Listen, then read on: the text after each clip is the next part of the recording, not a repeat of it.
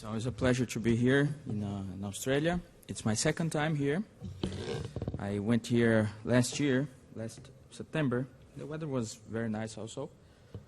For the first endoscopic ear surgery course in RPA hospital.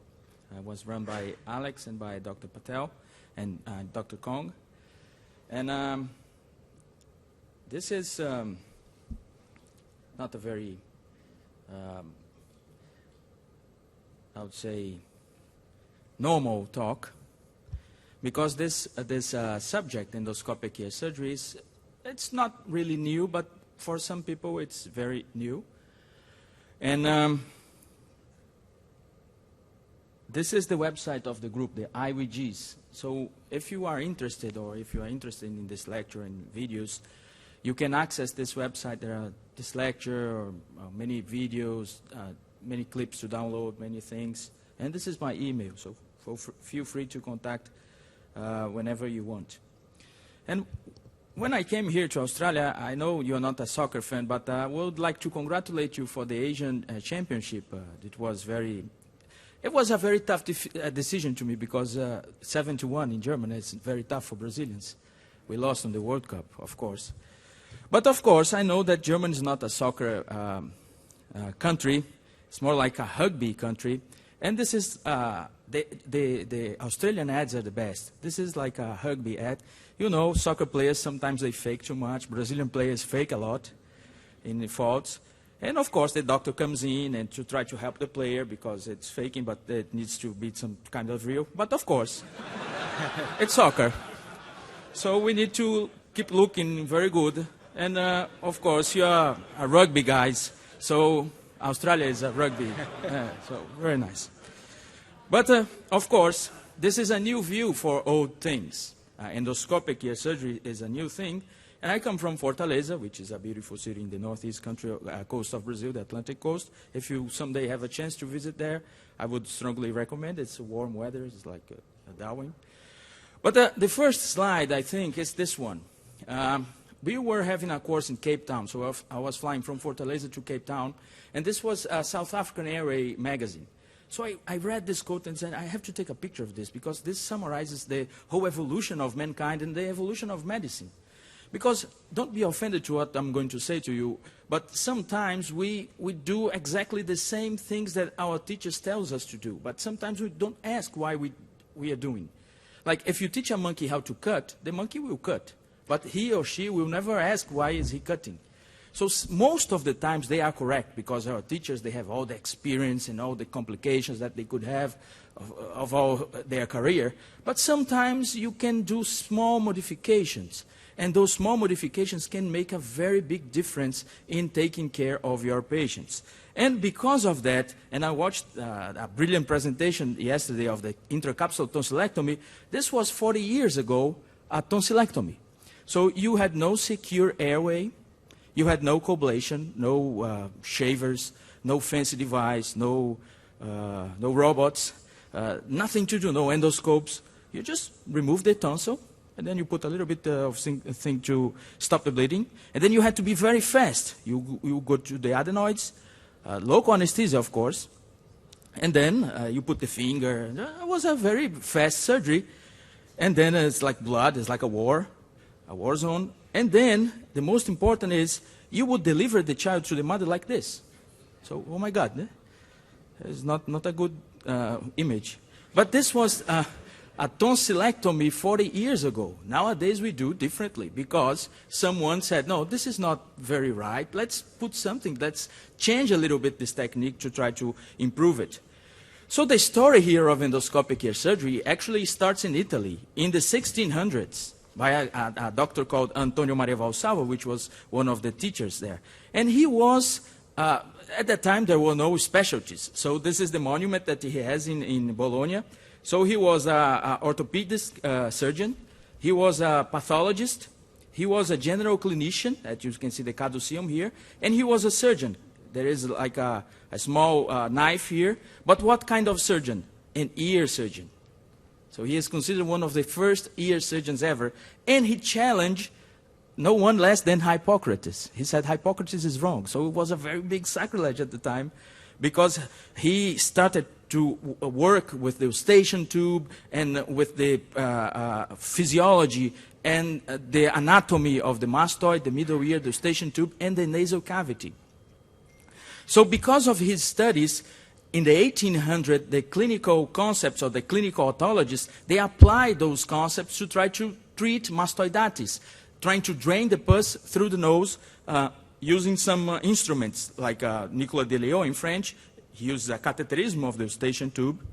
Dr. Politzer, the most famous one, used the Politzerization device in order to try to catheterize the eustachian tube and to wash the middle ear and the mastoid.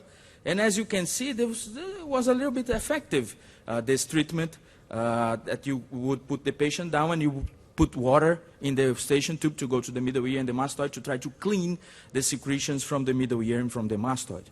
And of course, he was a little bit wrong because the eustachian tube is not open 24 hours a day. And Joseph Toynbee, perhaps the guy who dissected most number of temporal bones ever in history, he said that Eustache was wrong.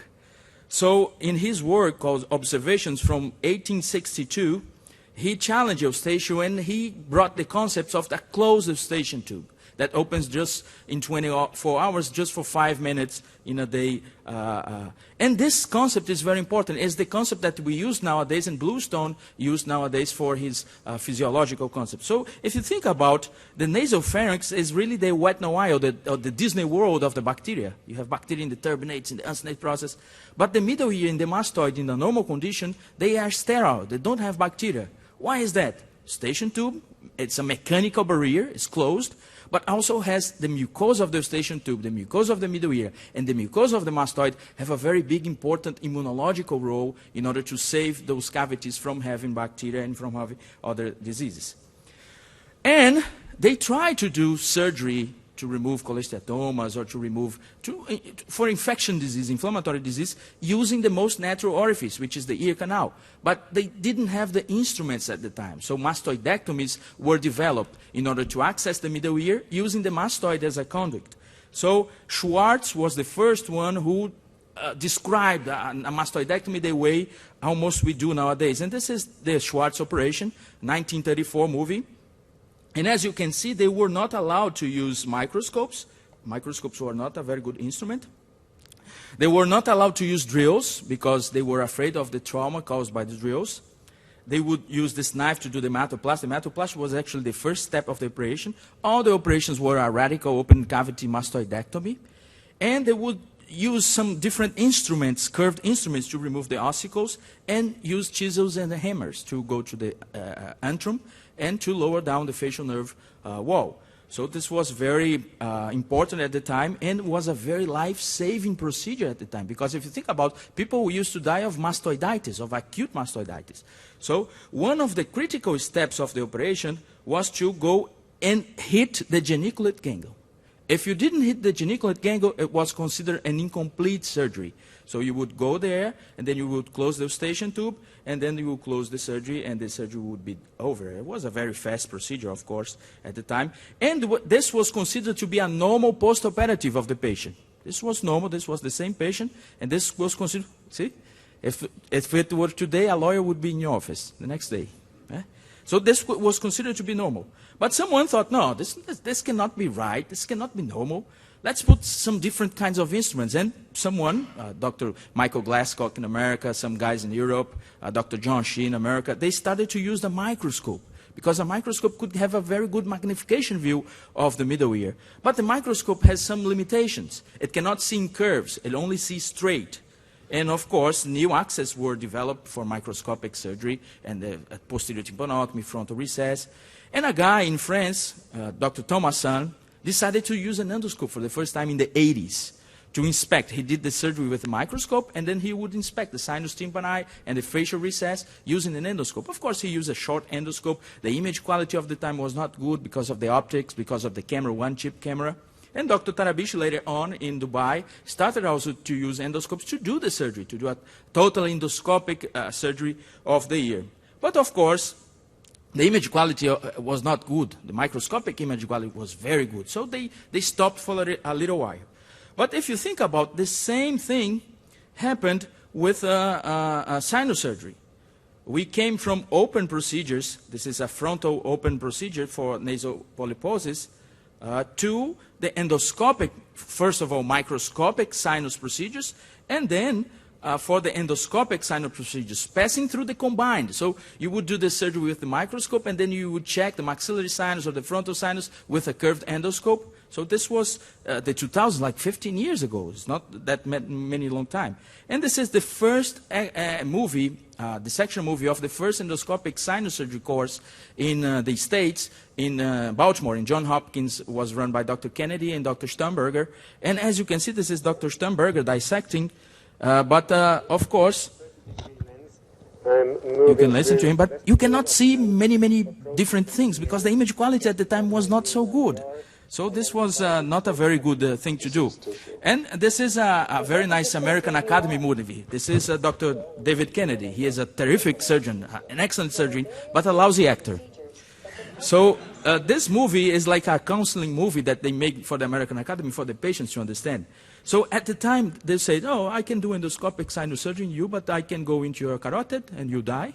I can go into your brain and you have a CS left leak or you die. I can go into your eye, you can be blind or you die. Let's do it. And then the patient said, okay, let's do it. And then when we talk about endoscopic ear surgery, most of the guys, oh my God, you put an endoscope in the ear, you can injure the ossicular chain. Okay, if we injure the ossicular chain, we can reconstruct. The patient is not going to die. And there is so much resistance about that. But nowadays, of course, we have the concepts of wind tunnels, of aerodynamic surgery. And this is a maxillary sinus surgery. And as you can see, after the surgery, sometimes we check with smoke, like checking a car to see if the aerodynamics is right. And can you see the vortex going to the enterostomy? So the medications can go in, the nasal lavage can go in. And if you think about the ear cavity as a wind tunnel and the nasal cavity as a wind tunnel and as one organ, you understand most of the inflammatory and the conditions of the ear, including the perforations. And of course, the reason that we put an endoscope in the ear is just because we have a better view. And in Vienna, in Austria, they have a very nice quote on the Endoscopy Museum, and hopefully I'm going to talk to this tomorrow with you. There's no difficult surgery that's bad lighting and bad exposure. So if you can put light and if you can expose things, you can do whatever surgery that you want. And this is a good example. And I put an endoscope in the ear, and can you see the red blood cells here traveling? Can you see? And then you can see mucociliary clearance in the middle. Yes, there is mucociliary clearance that drives the secretions through the protein-panic space and through the eustachian tube. You can understand the disease. You can see a little bit better. You can see ponticulus, subiculum, funiculum, fustis, area concamerata, subcochlear tunnel, structures that we have ever read about it. We know that they exist, but we have never seen it because with a microscope it's very difficult to see. So the principles are basically the principles of gas exchange, principles of ventilations, just like in the sinus. So you have a very different way of approaching disease. This is perhaps the most important slide of this presentation. As animals, we have the middle ear, evolutionarily talking, in order to amplify the sound. So in order for this to happen, we have to have this mechanism, and we have to have air inside this mechanism. So the air comes here through the eustachian tube, or through the mastoid. But the eustachian tube is not open 24 hours a day. It opens just 5 minutes in 24 hours. When it opens, it equalizes. But the other times of the day, what equalizes and what saves the pressure and what impedes the tympanic membrane to collapse into the promontory is the mastoid. The mastoid is a very important organ that we have because its mucosa can have an immunological role and can have a gas exchange role. This is very important for us to understand. And if the mastoid has a disease, you can have retractions, you can have perforations, you can have problems in your ear, of course. Of course, if you have eustachian tube problems, you can also have problems. And we have the concepts of the isthmus. The isthmus, they are the maxillary sinus natural ostium, I would say like this. So you have ventilation pathways coming from the eustachian tube to the mastoid, passing through the tympanic isthmus, which is the space between the cochlear form process and the lung process of the incus. So sometimes this isthmus can be very small, very shallow, and the ventilation pathway can be very impaired. So when you treat inflammatory diseases, you have to be careful about the isthmus. Otherwise, it's just like doing a maxillary antrostomy, not including the natural ostium. You can have recirculation in the postoperative care. And once you have blockage, you can have different of pressures. So you can have perforations, you can have retraction pockets, you can have cholesteatomas.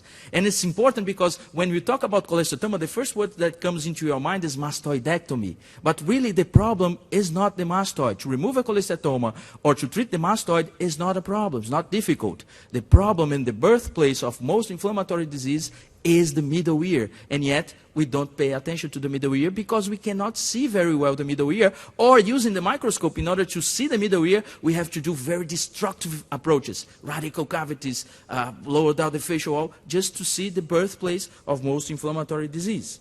And of course, this is not new. Endoral approaches are not new. Dr. House used to do endoral mastoidectomies, and this was very, very important for him, and he taught this, and he thought the natural route was to use the ear canal. So this is a surgery that Dr. House, how the way he prepared the patient, and how the way he started to drilling, doing endoral mastoidectomy, inside-out mastoidectomy, trying to inspect the middle ear. For him, the middle ear was the most important aspect, not the mastoid. The mastoid was secondary. To remove disease from the mastoid was not difficult, but to inspect facial recess and to inspect the sinus tympani, this was very difficult. That's why he created the posterior tympanotomy, to try to inspect those cavities. But of course, nowadays with endoscopes, you can have a very nice view, a very good view of structures. Facial nerve is here, anterior crus, posterior crus, cochleariform process, ponticulus here, subiculum here, sinus tympani, facial recess, which is not a recess anymore when we put an endoscope in the ear. And then you can remove, see the sinus tympani, ponticulus here, subiculum, funiculum will be here. And look at the depthness of the sinus tympani. Posterior sinus is here.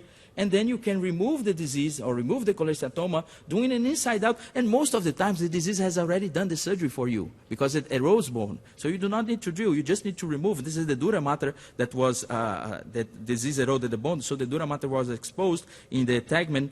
And then you can remove the disease, open the ventilation routes. This is opening the tensor fold, the anterior ventilation route, in order to ventilate again the mastoid. Remove completely the disease. This is lateral semicircular canal, tegmen. This is the ossicular chain, which is intact in this case. And then we can have this ventilation. We can have this communication between the antrum of the mastoid and the middle ear. And at the end, the patient ends with the tympanometal flap. No incisions, no external incisions whatsoever in a minimally invasive approach, no mastoidectomy, no facial nerve monitoring, and the cost goes down very, very well. And of course, you can also understand that even in the tympanoplasty cases, for instance, you have a blockage of the isthmus, so you have to open the blockage, and just like in the maxillary sinus, you can wash inside the mastoid antrum, and then you'll be amazed to what secretions can come out, or what things can come out from the mastoid antrum once you have this ventilation route open again, and once you have this communication. Can you see the secretions coming out from the mastoid, and then we aspirate, and then we do again, and then we have open this isthmus, the posterior isthmus, the eustachian tube is here, the canal of the muscle is here, supratubal recess is here. You have this whole 360-degree view in order to see. And if you study the dissemination pathways of the cholesteatoma, you will see that follows the ventilation routes. It's very important. It makes sense for the first time in my life, a disease like in cholesteatoma, because you can understand those ventilations and you can understand the way the cholesteatoma goes. And if you think about cholesteatoma, you can do surgery and inspecting all the recesses, the hidden recesses, sinus tympani, facial recess. In this case, we had to remove the incus, lateral semicircular canal is here, facial nerve is here, tegmen here, anterior tympanic space and posterior tympanic space, adus antrum, and you can go inside the antrum to see, curetin a little bit. As you can see, we use a lot less drilling, and you can see the antrum here of the mastoid through the ear canal using a curved endoscope, and then reconstructing, and then removing the disease, and then not having a sternal incision or retroauricular incision or more complicated incisions. Of course, the immunity role that I talked is very important for you. Anatomy. How many of you have ever seen a ponticulum in your life? Show me hands. Ponticulus. See, it amazes me You are senior otologists, you are very nice ENTs, but 20% of ENTs here have seen the ponticulus, which is one of the finest structures of one of the regions that's more prone to record the cholesteatoma, which is the sinus tympani. So it's very important to understand, and this is the ponticulus here. Ponticulus, subiculum, funiculum. This is called area concamerata. This is called fustis, round window niche, posterior crus, anterior crus, facial nerve, subpyramidal space. You can see all of this just raising a tympanomeatal flap. No external incisions. Minimally invasive approach. So the anatomy, middle ear anatomy is very important, very understandable. And you can see we studied the temporal bones for 400 years. Last year they discovered a new structure, which is the subcochlear canaliculum that goes directly into the petrous apex, using the middle ear as a conduit. So different classifications is another case of cholesteatoma. Just for you to see, this is the head of the malleus, lateral semicircular canal. This is facial nerve. There were no more stapes or incus. This is ponticulus here. Sinus tympani is here. Very deep sinus tympani in this case. And you had to use a curved instrument in order to look inside the sinus tympani to assure that you didn't have disease. This is the footplate of the stapes, ponticulus, sinus tympani here, very deep. Subiculum is going to be over here, and funiculus. And then you can study, you can identify things, and you can remove disease from inside. And even have radical mastoidectomy. In this case, the patient have an automastoidectomy, but you can inspect, and you can see this is facial nerve, lateral semicircular canal, this is the footplate of the stapes, cochleariform process is here, cog is here, supratubar recess is here. But as you can see, the sinus tympani in this case was very, very deep. I think I passed it. And even with an endoscope, it was hard to see the sinus tympani. So imagine, even lowering the wall down very much, you cannot see inside the sinus tympani. So in this case, you would need to do like a retrofacial approach, or with a curved endoscope, you could see inside a little bit more better this sinus tympani. And of course, this is an advertise. In 1950s, in the US, Cadillac made a car with 5 tires. There were 4 normal tires and 1 rear tire to help, especially women, don't be offended, with parking. Because sometimes women cannot park very well. So this 5th tire would come, and then we would go like this way, and we would remove the car very fast. Like you don't need a sensor. Yeah? It was a very nice car. So think of endoscopes as the 5th tire. Microscopic background is still needed, it's still important. But endoscopes can be a very nice tool to complement the microscopic work or to do the whole work with endoscopes. So this is very important for you to understand. But nothing would be important without results. So the results of endoscopic techniques are very nice. If you think about canal wall down procedures, the recurrence rate still feels between 8 to 10%. And if you think about canal wall up procedures, if you go into the literature, it's 40 to 70% of recurrence. That's why you have to do a second look procedure.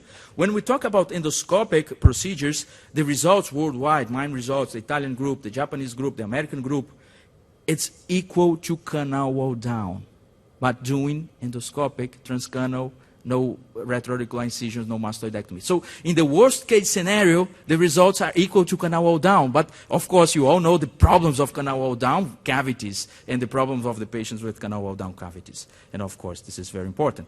And the possibilities for the future and the possibilities that opens, just like sinus surgery open, endoscopic sinus surgery open the possibilities for endoscopic skull-base surgery, we can have endoscopic skull-base surgery here also.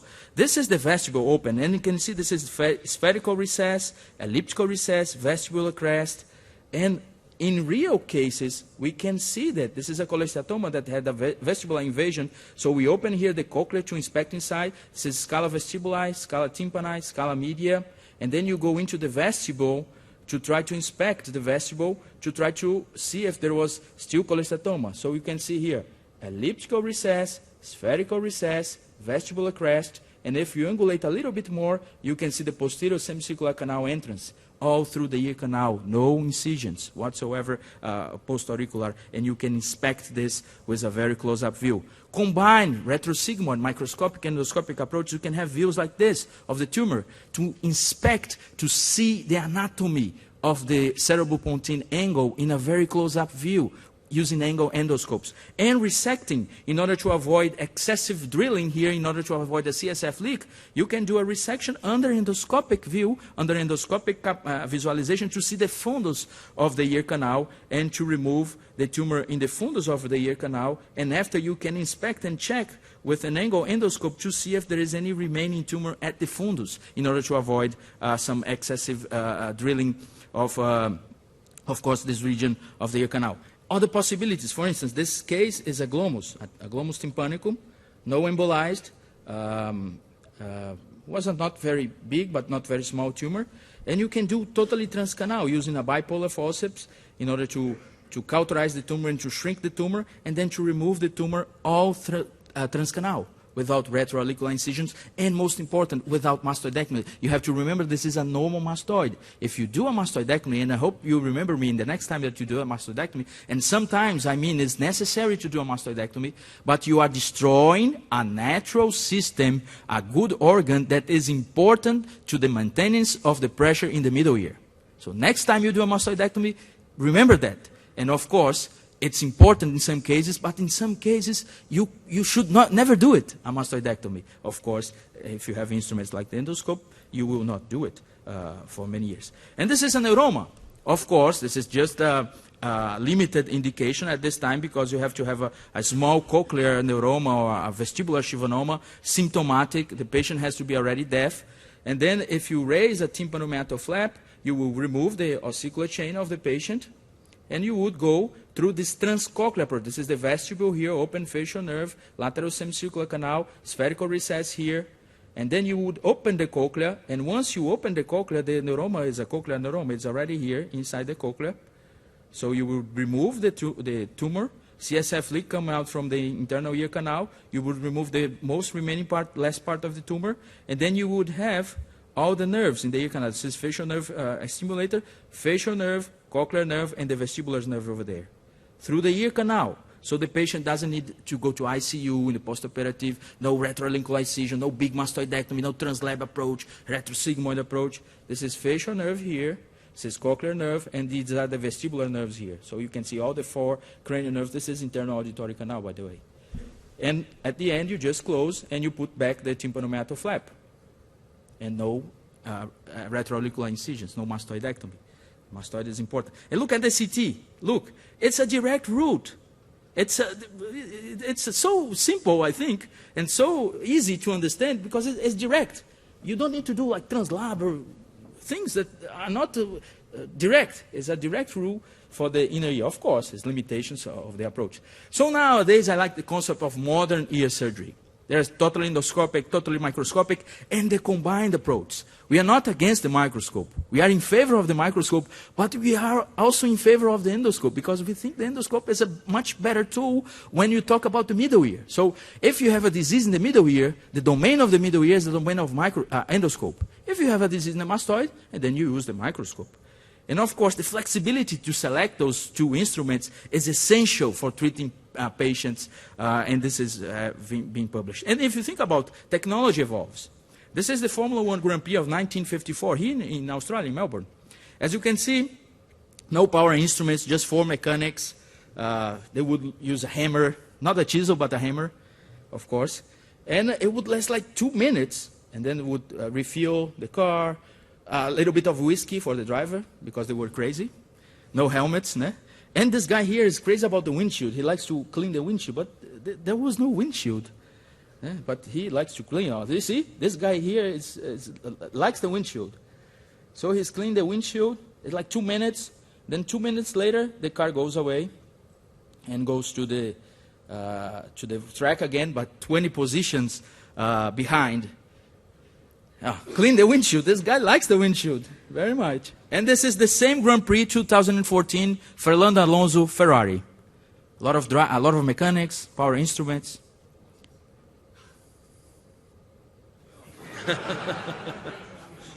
Technology and innovation drives mankind, it drives medicine. So you cannot stop technology, or you cannot stop innovations. And of course, this is the concept that we call the functional endoscopic ear surgery. We call the real FAS, because FAS is not really functional in the sinus.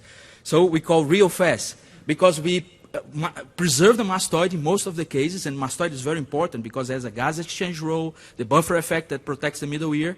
We can restore the ventilation, treating the ventilation routes, open the ventilation route, the tympanic isthmus, the posterior ventilation, and we can see the hidden area in the microscopic way. Sinus tympani, the most anterior recess, supratuber recess, the facial recess, which is not a recess anymore that you saw. So it's not a fight between microscopes and endoscopes. It's a combined game in order to treat better our patients. As a matter of fact, to start endoscopic ear surgery, you have to have a good microscopic background, otherwise you have complications. You have to know excellent anatomy, especially the endoscopic anatomy. That's why it's important to participate in courses. And in here, Australia, you have already hands-on courses. And you have such nice guys as Dr. Patel, Dr. Kong, Dr. Saxby, that are practicing this regularly here. But you have to bear in mind that endoscopic ear surgery is more difficult than microscopic ear surgery, especially if you never hold an endoscope in your life as some traditional otologists have never. So this presentation is just to open your mind, to try to make you think a little bit differently, to know that there's many things out there. There are many books on this. The team book were published. Next month there will be the first World Congress in Dubai, so I strongly recommend you to go. I think it's a very nice opportunity. And just to end, you may think, oh my God, endoscopic ear surgery. Oh, I have to learn everything again. It's difficult. I don't know if I can do it. Don't worry. We are here, and I think we are going to try to help you, just like this guy helped this.